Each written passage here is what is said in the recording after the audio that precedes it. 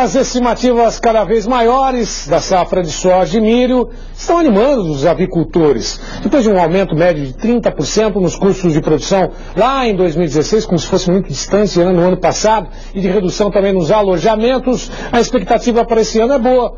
O mercado internacional também tem colaborado. Só em janeiro desse ano, as exportações cresceram quase 15% em volume. Para comentar esse assunto, nós conversamos agora com Vitor Aires, que é assessor técnico da CNA. Vitor, boa tarde. O setor de aves deve fechar um positivo esse ano com essa redução dos custos? Boa tarde a todos.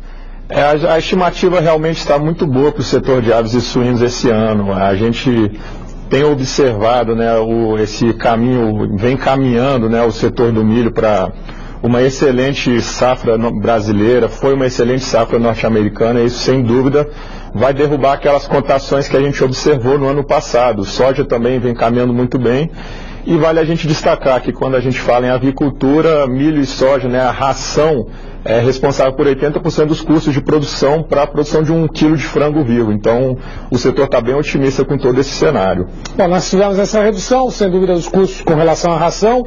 Agora, os preços praticados para o mercado estão animando os produtores, sejam independentes, os integrados, a própria indústria. Sim, o lado bom da carne de frango, que é uma carne muito acessível para boa parcela da população brasileira. Então, a gente vem seguindo de recessões econômicas, devido à nossa crise econômica aí no nosso país, e isso favorece esse setor, porque quando o consumidor brasileiro ele perde renda, ele corre atrás então de alternativas mais viáveis para o consumo de proteína animal. Aí então a carne de frango e o próprio ovo, eles entram muito bem nesse cenário.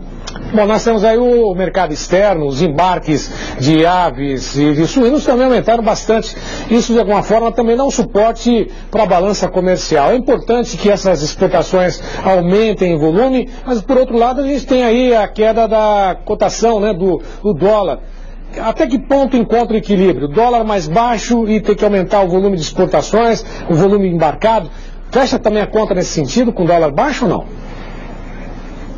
O dólar vem baixando em relação ao ano extraordinário que teve, em relação ao dólar, mas eu vou destacar um ponto muito relevante para esse setor, que devido ao resfriamento de algumas economias mundiais, globais, o preço das carnes, o preço internacional das carnes estava baixo no ano de 2016. E esse ano a gente já observou o aumento, e a tendência é que aumente cada vez mais o preço internacional das carnes, preço que eu falo, o preço em dólar, tá certo? Então, esse mês mesmo de janeiro a gente já observou uma valorização de 13% da carne de frango, do preço internacional da carne de frango, em relação a janeiro do ano anterior. Então essa valorização das carnes no cenário internacional vai contrabalancear realmente, se o dólar continuar a patamares mais baixos, vai sim ter um ponto de equilíbrio. Então o nosso foco principal, acho que a tendência é sempre focar em aumentar cada vez mais as exportações. E ampliar também os mercados, O volume exportado para alguns países deve crescer. Agora a gente tem que conquistar novos mercados. O Brasil é hábil nesse sentido, não? Sim, o setor de frango, a gente, vale a pena destacar, o setor exporta para cerca de 160 nações diferentes, dos 5 continentes, então a gente já acessou os principais mercados. É sempre importante buscar outros mercados, como fortalecer as nossas exportações para o México, que recentemente abriu as nossas exportações a eles. E também vale a gente observar um pouco o que vai acontecer com os Estados Unidos, que é o nosso grande concorrente. Se eles vão seguir nessa linha de um protecionismo muito alto, isso talvez abra muitas portas para a carne de frango brasileira.